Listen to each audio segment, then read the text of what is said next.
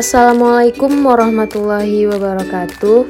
Perkenalkan, saya Rifa Indriani dengan NIM 200161104, Prodi Pendidikan Bahasa Indonesia, Fakultas Bahasa dan Seni Universitas Negeri Padang.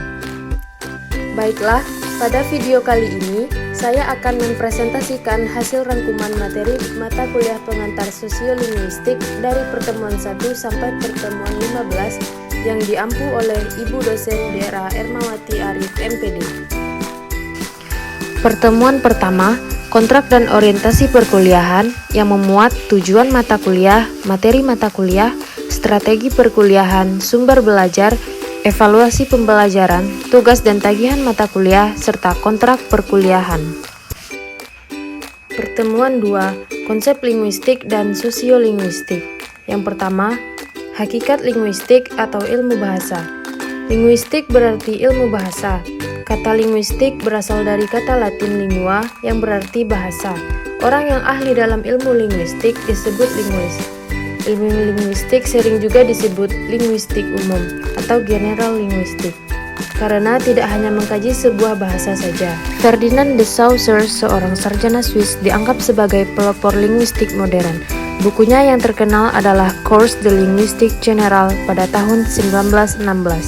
Buku tersebut dianggap sebagai dasar linguistik modern.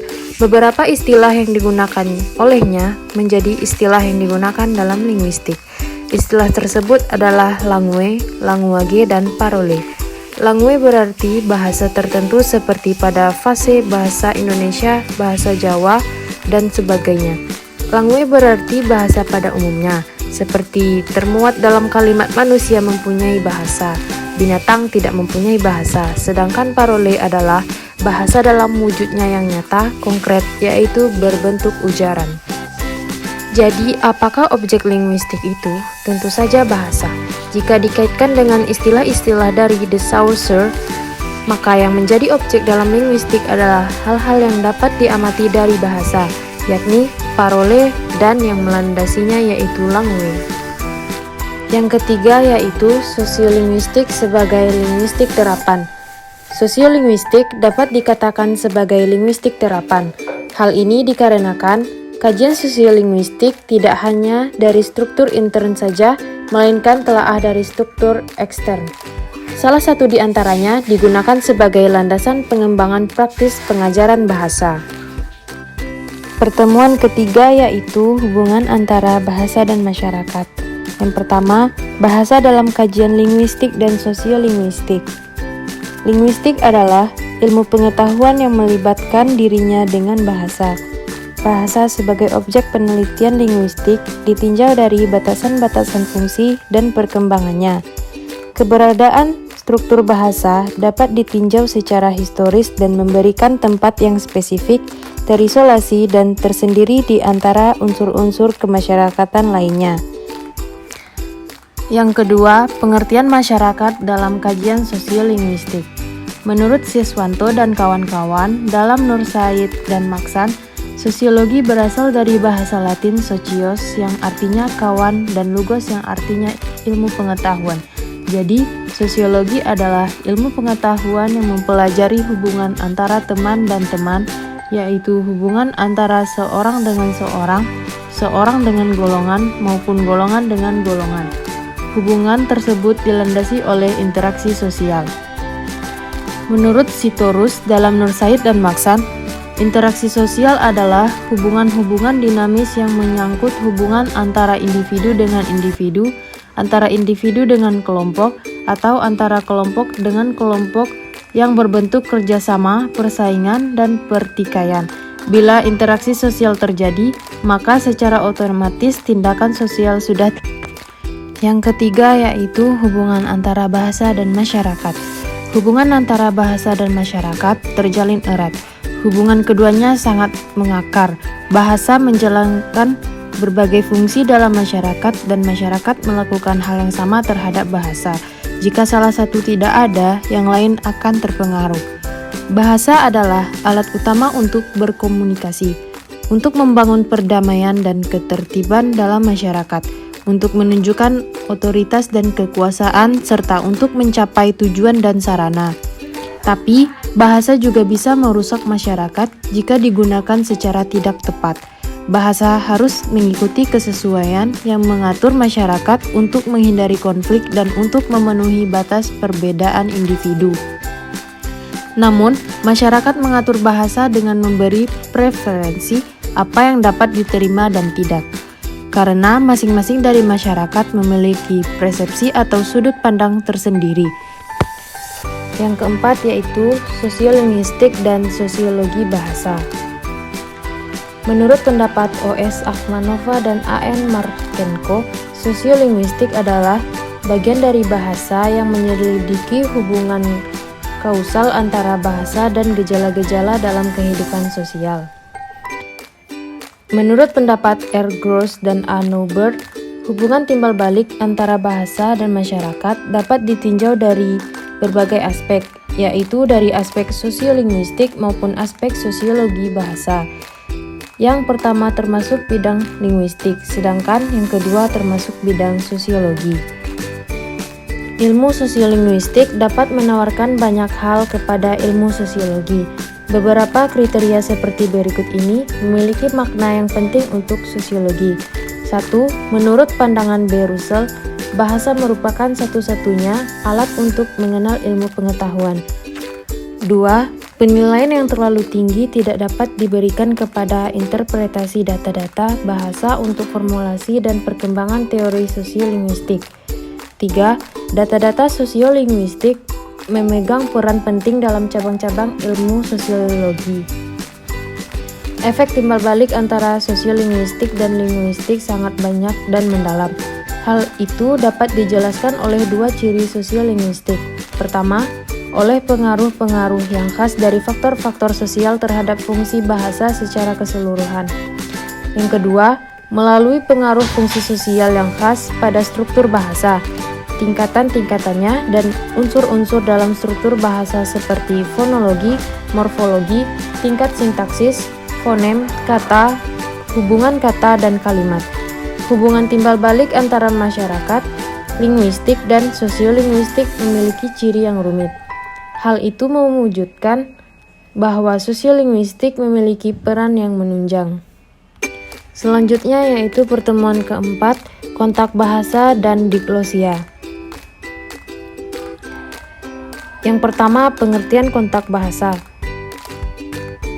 Menurut Thomson, kontak bahasa adalah peristiwa penggunaan lebih dari satu bahasa dalam tempat dan waktu yang sama. Kontak bahasa tidak menuntut penutur untuk berbicara dengan lancar sebagai dwibahasawan atau multibahasawan. Namun, terjadinya komunikasi antara penutur dua bahasa yang berbeda pun sudah dikategorikan sebagai peristiwa kontak bahasa. Sebagai contoh, ketika dua kelompok wisatawan yang sedang melakukan transaksi jual beli di Malioboro, Jogja, antara penjual sebagai penutur bahasa Jawa dan pembeli yang berbahasa asing sama-sama menggunakan bahasa yang mudah dipahami. Peristiwa komunikasi ini, meskipun mungkin dalam bentuk yang sangat sederhana, sudah termasuk dalam kategori kontak bahasa. Yang kedua yaitu pengertian diglosia. Diglosia adalah suatu situasi bahasa di mana terdapat pembagian fungsional atas variasi-variasi bahasa atau bahasa-bahasa yang ada di masyarakat. Yang dimaksud ialah bahwa terdapat perbedaan antara ragam formal atau resmi dan tidak resmi atau non-formal. Contohnya, misalkan di Indonesia terdapat perbedaan antara bahasa tulis dan bahasa lisan. Selanjutnya, pertemuan kelima yaitu kedwibahasaan. Yang pertama, hakikat kedwibahasaan. Istilah kedwibahasaan menurut Cair merupakan hal yang berkenaan dengan pemakaian dua bahasa oleh seorang penutur dalam aktivitasnya sehari-hari. Kedwibahasaan timbul akibat adanya kontak bahasa ini sesuai dengan pendapat Weinreich yang mengatakan bahwa kontak bahasa terjadi apabila dua bahasa atau lebih dipakai secara bergantian sehingga mengakibatkan terjadinya transfer, yaitu pemindahan atau peminjaman unsur dari bahasa satu ke bahasa yang lain, sehingga dapat menimbulkan kedwibahasaan. Yang kedua, keterkaitan kedwibahasaan dengan kontak bahasa. Kedewibahasaan berkaitan dengan kontak bahasa karena kedewibahasaan merupakan pemakaian dua bahasa yang dilakukan oleh penutur secara bergantian dalam melakukan kontak sosial. Yang ketiga, tingkat kedewibahasaan. Berdasarkan hakikat tanda dalam kontak bahasa, maka Weinreich mengategorikannya sebagai berikut. A. Kedewibahasaan koordinatif. Kedewibahasaan koordinatif merupakan dwibahasawan yang mempunyai dua perangkat satuan makna dan dua bentuk ekspresi. B. Kedewibahasaan menjemuk. Kedewibahasaan menjemuk merupakan dwibahasawan yang mempunyai satu perangkat satuan makna dan dua bentuk ekspresi.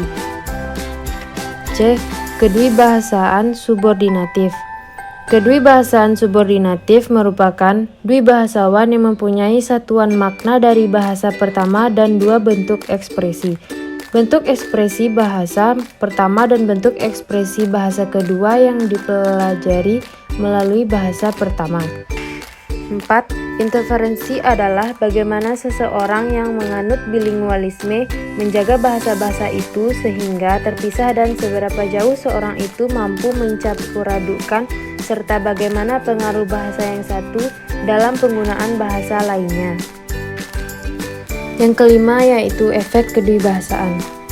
Adanya kedewibahasaan dalam masyarakat berpengaruh pada model pengajaran yang diberikan, bergantung dari politik dan kebijakan bahasa yang ingin diterapkan suatu negara.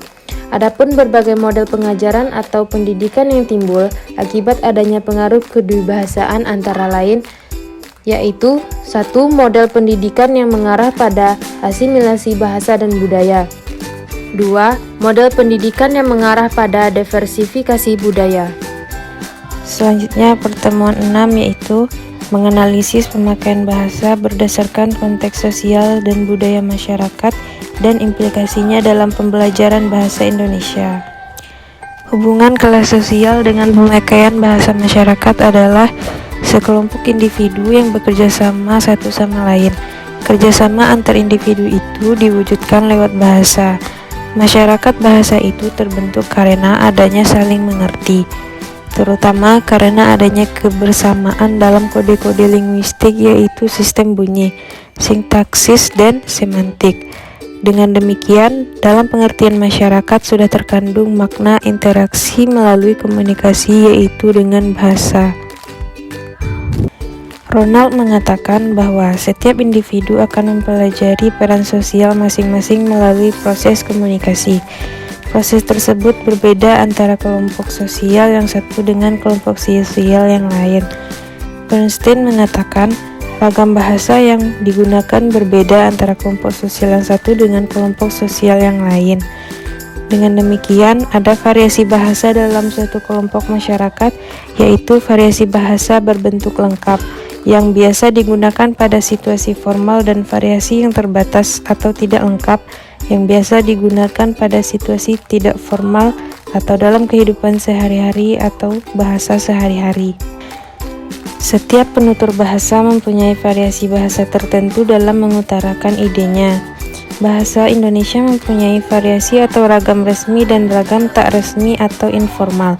Variasi-variasi ini dipengaruhkan oleh penutur bahasa itu, seperti ragam keintiman antara penuturnya, suatu kenyataan yang tak dapat dipungkiri bahwa tidak semua kelas sosial mampu menguasai variasi bahasa tertentu seperti di Inggris atau kelas buruh, sehingga kelas sosial mengalami kesulitan dalam menggunakan variasi bahasa yang digunakan kelas sosial yang lebih tinggi. Selanjutnya pertemuan ke-7, interferensi dan integrasi bahasa. Yang pertama, pengertian interferensi. Batia pada tahun 2013 mendefinisikan interferensi sebagai proses transfer bahasa, yaitu suatu proses di mana seorang membawa elemen struktural dari bahasa lama atau bahasa sumber ke dalam bahasa yang baru atau bahasa kedua atau resipien. Disebutkan pula pada dasarnya di antara kedua bahasa tersebut terdapat sebuah proses keterjalinan, yaitu adanya hubungan erat antara leksikon dan tata bahasa yang diibaratkan sebagai tangan dan sarung tangan.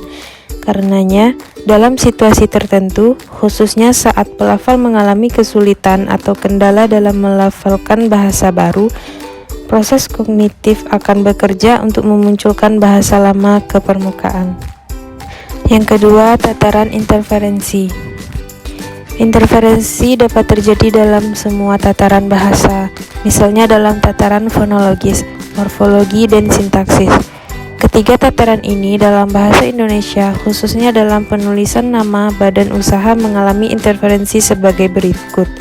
1. Interferensi fonologi merupakan perubahan bunyi bahasa yang seharusnya diucapkan menurut bahasa Indonesia, tapi diucapkan menurut bahasa asing. 2. Interferensi morfologi merupakan interferensi yang terjadi dalam penuturan kata, leksikal, dan frase. 3. Interferensi sintaksis yang jarang terjadi, khususnya dalam konteks penulisan nama badan usaha swasta. Interferensi sintaksis berupa klausa atau kalimat. Berikutnya yang ketiga, interferensi bahasa dalam pandangan psikologi behavioral. Menurut teori ini, semua perilaku termasuk tindak balas atau respon ditimbulkan oleh adanya rangsangan. Jika rangsangan telah diamati dan diketahui, maka gerak balas pun dapat diprediksikan. Watson juga dengan tegas menolak pengaruh naluri atau insting dan kesadaran terhadap perilaku. Jika setiap perilaku dapat dipelajari menurut hubungan stimulus-respon. Yang keempat, interferensi bahasa dalam pandangan psikologi mentalistik. Menurut kaum mentalis, seorang manusia dipandang memiliki sebuah akal yang berbeda dari badan orang tersebut. Artinya, bahwa badan dan akal dianggap sebagai dua hal yang berinteraksi satu sama lain, yang salah satu diantaranya mungkin menyebabkan atau mungkin mengontrol peristiwa-peristiwa yang terjadi pada bagian lainnya. Dalam kaitan dengan perilaku secara keseluruhan, pandangan ini berpendapat bahwa seorang berperilaku seperti yang mereka lakukan itu bisa merupakan hasil perilaku badan secara tersendiri, seperti bernafas, atau bisa pula merupakan hasil interaksi antara badan dan pikiran. 5. Integrasi bahasa. Bhatia mendefinisikan integrasi bahasa sebagai suatu proses membawa elemen struktural dari bahasa lama ke bahasa baru. Ahli lain mendefinisikan integrasi sebagai penggunaan fitur-fitur dari milik suatu bahasa seolah-olah bahasa itu adalah bagian dari bahasa yang digunakan.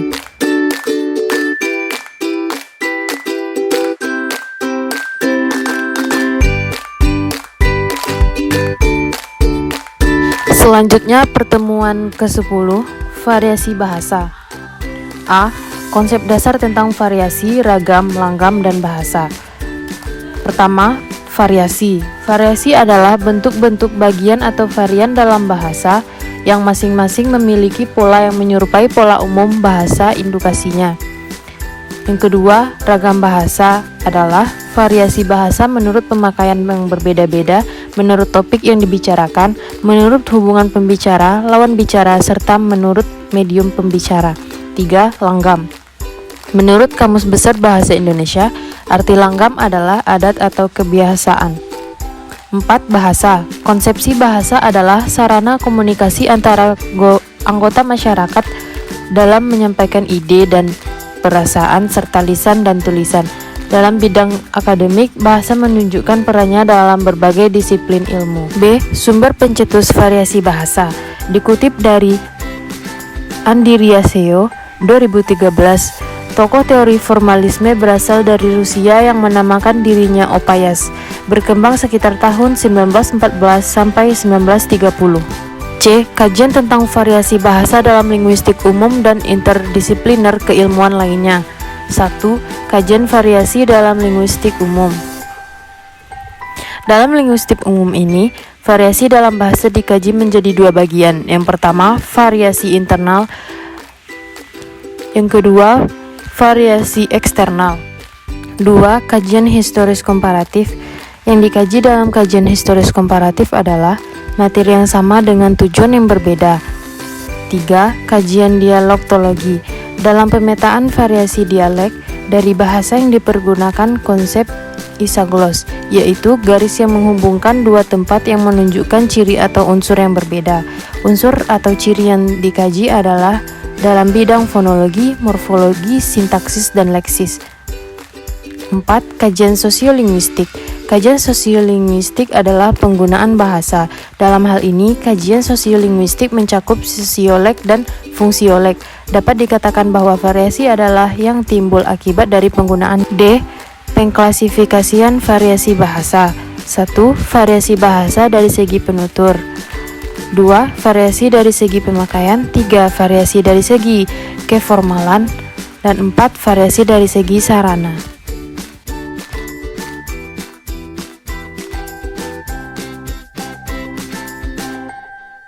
Selanjutnya pertemuan 12, sikap bahasa, pemilihan dan pembakuan bahasa. A. Sikap bahasa. Sikap bahasa adalah posisi mental atau perasaan terhadap bahasa sendiri atau bahasa orang lain.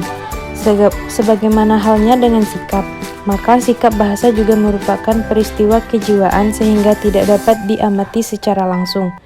Sikap negatif terhadap bahasa dapat juga terjadi bila orang atau sekelompok orang tidak mempunyai lagi rasa bangga terhadap bahasanya dan dialihkannya kepada bahasa lain yang bukan miliknya. B. Pembakuan bahasa. Pembakuan bahasa adalah proses pemilihan satu ragam bahasa untuk dijadikan bahasa baku atau resmi kenegaraan, serta usaha pembinaan dan pengembangan yang bisa dilakukan terus-menerus. Selanjutnya, pertemuan 13. Yang pertama, struktur linguistik bahasa baku. Bahasa baku adalah salah satu variasi bahasa yang diangkat dan disepakati sebagai ragam bahasa yang dijadikan tolak ukur sebagai bahasa yang baik dan benar dalam komunikasi yang bersifat resmi, baik secara lisan maupun tulisan. 2. Perencanaan dan pembakuan bahasa Indonesia sebagai bahasa nasional. Perencanaan bahasa merupakan kegiatan yang harus dilakukan sesudah melakukan kebijaksanaan bahasa. Di Indonesia, kegiatan perencanaan bahasa sebenarnya sudah berlangsung yakni sejak zaman Jepang ketika ada Komisi Bahasa Indonesia sampai ketika Alis Jabana menerbitkan Medan Pembina Bahasa Indonesia tahun 1948. Selanjutnya, pertemuan 14, pendayagunaan sosiolinguistik dalam pembelajaran bahasa Indonesia. A. Pendayagunaan sosiolinguistik dalam metode pembelajaran bahasa beraliran behavioristik. Perkembangan metode pengajaran bahasa lazim dikenal sebagai bahasa atau language learning. Salah satu metode pembelajaran bahasa yang dilatar belakangi oleh psikologi behavioral adalah metode audiolingual.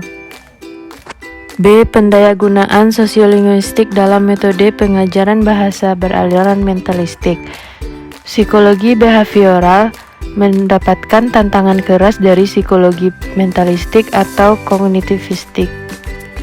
Konsep kompetensi komunikatif dianggap dari dikotomi Chomsky yang membedakan konsep bahasa menjadi dua, yaitu kompetensi dan reformasi atau petunjuk pembuatan.